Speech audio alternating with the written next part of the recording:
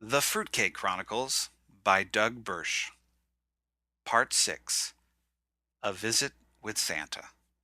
Portions of the police report read as follows. Quote, Mr. Forrester gave many fruitcake-related reasons for accosting the Village Mall Santa. It appears Mr. Forrester attempted to give Santa 3 garbage bags full of wrapped presents. Mr. Forrester stated that the presents had been mistakenly given to his family because of a rather crazy mix-up. When Santa rejected the gifts, Mr. Forrester became agitated. This agitation increased when Santa, quote, refused to take just one bite of the assailant's fruitcake. Following the refusal, a heated argument between Santa and Mr. Forrester ensued. During this dispute, Mr. Forrester called Santa's pedigree and beard into question.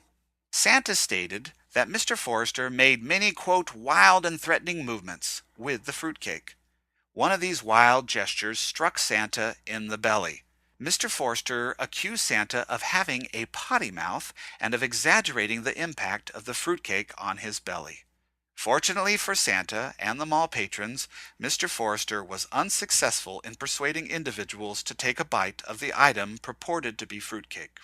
After several tense minutes, officers were able to subdue Mr. Forrester and disarm him of the suspicious loaf. For precautionary reasons, the loaf was detonated. For Steve Forrester, it was truly fortunate that the Village Mall Santa was indeed a potty mouth. Otherwise, mall management would have pressed charges. However, the negative press that would have accompanied the less than saintly reaction of St. Nick was enough to limit punitive damages to a lifelong ban from the Village Mall and its subsidiaries. All criminal charges were dropped as the police determined that waving a fruitcake wildly in a crowded mall was certainly disconcerting behavior, but currently not a crime. As far as the undeserved donated gifts, collective community embarrassment would eventually sweep that mess under the rug.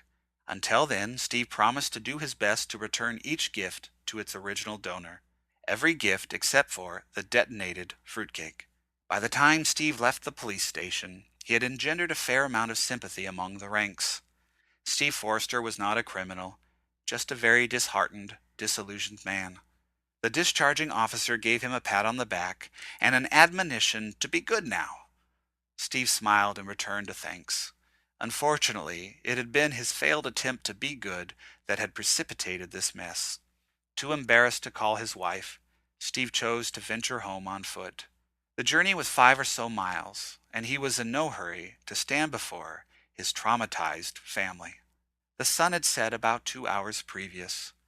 During the day, the temperature had been playfully hovering just above freezing. This led to an occasional brief snow flurry in the foothills. Moisture was heading into the region. However, as the cloud cover increased, the temperature would most likely rise just enough to produce sloshy rain intermixed with the occasional ice crystal.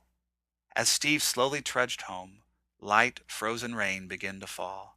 Most of the slushy ice pellets melted on impact. Occasionally, a thicker, more resilient crystal would land on Steve's jacket, pause, and melt into rain. The effect was the same as rain, just colder and slightly delayed.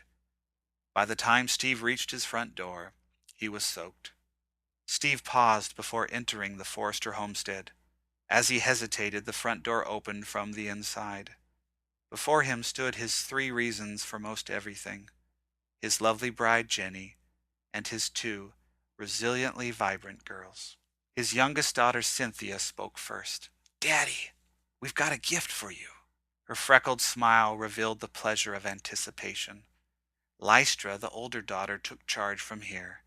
She grabbed her father's hand and led him to the glider rocker. "Sit down. We'll be right back." The 2 girls ran down the hall while Steve plopped down in his least favorite chair. He looked up at Jennifer as her eyes followed the girls down the hall. When she turned back in his direction, he caught her unfiltered grace. Jennifer reached out and caressed Steve's shoulder. Before he could respond, the girls entered into the room at full force. Leicester was carrying a carefully wrapped, frame-thin rectangle.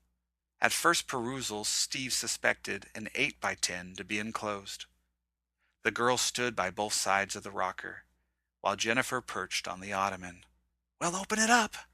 We made it just for you. Leicester's command required an immediate response.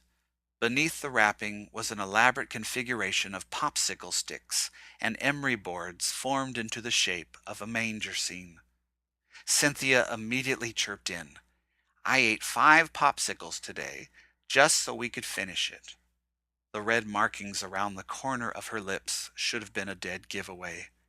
Steve looked down with amazement at the simple creative gift. His obviously gifted girls had turned fabric scraps, magic markers, and popsicle sticks into an elaborate nativity replete with the prerequisite cast of characters. The next 20 minutes or so, Steve gave detailed praise for the various nuances of the gift. When he reached the kneeling wise men, he had a question. What's he holding in his hand? Cynthia responded first. Oh, that's a fruitcake. With those words, the temperature dipped just enough to transition the falling slush into a gentle flurry.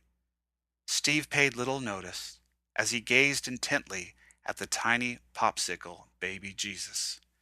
Merry Christmas, peace on earth, goodwill to all.